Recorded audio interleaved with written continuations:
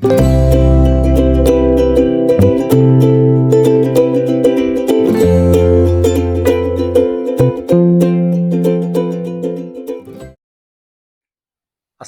আলাইকুম।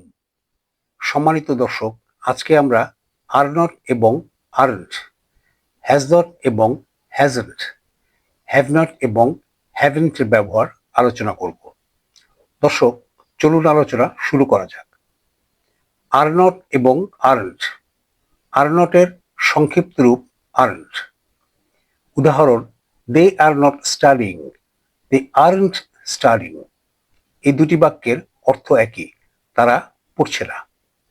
কিন্তু যখন নেগেটিভ কোশ্চেন করা হবে তখন বলতে হবে আর দে নট স্টাডিং, কিন্তু সংক্ষিপ্ত রূপ ব্যবহার করলে বলতে হবে আরন্ট দে স্টাডিং। দুটো ক্ষেত্রেই একই অর্থ, তারা কি পড়ছে না।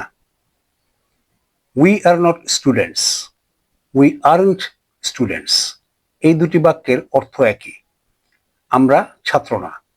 কিন্তু যখন নেগেটিভ কোশ্চেন করা হবে তখন বলতে হবে আর উই নট স্টুডেন্টস, কিন্তু সংক্ষিপ্ত রূপ ব্যবহার করলে বলতে হবে আরন্ট উই স্টুডেন্টস। দুটো ক্ষেত্রেই একই অর্থ, আমরা কি ছাত্র না।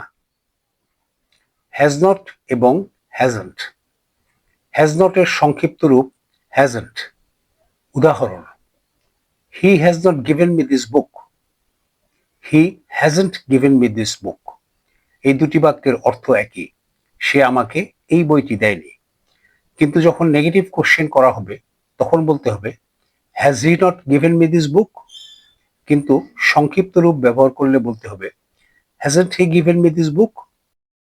দুটো ক্ষেত্রেই একই অর্থ, সে কি আমাকে এই বইটি দেয়নি। হ্যাভ নট এবং হ্যাভেন্ট।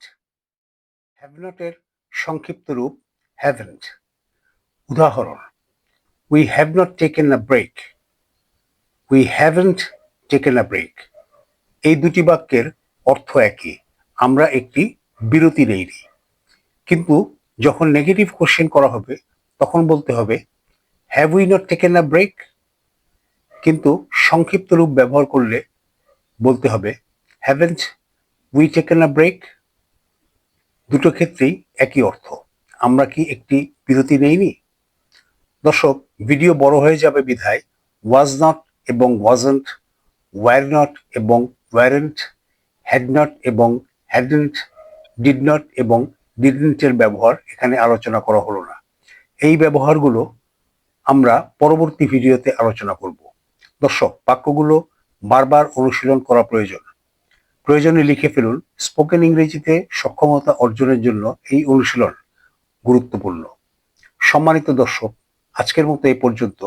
ভিডিওটি যদি আপনাদের ভালো লাগে তাহলে লাইক, শেয়ার, কমেন্টস এবং সাবস্ক্রাইব করে পাশে থাকার স্বনির্বন্ধ অনুরোধ রইল। চ্যানেলের বিষয়ে আপনাদের পরামর্শ সসম্মানে গ্রহণীয়। আল্লাহ হাফেজ।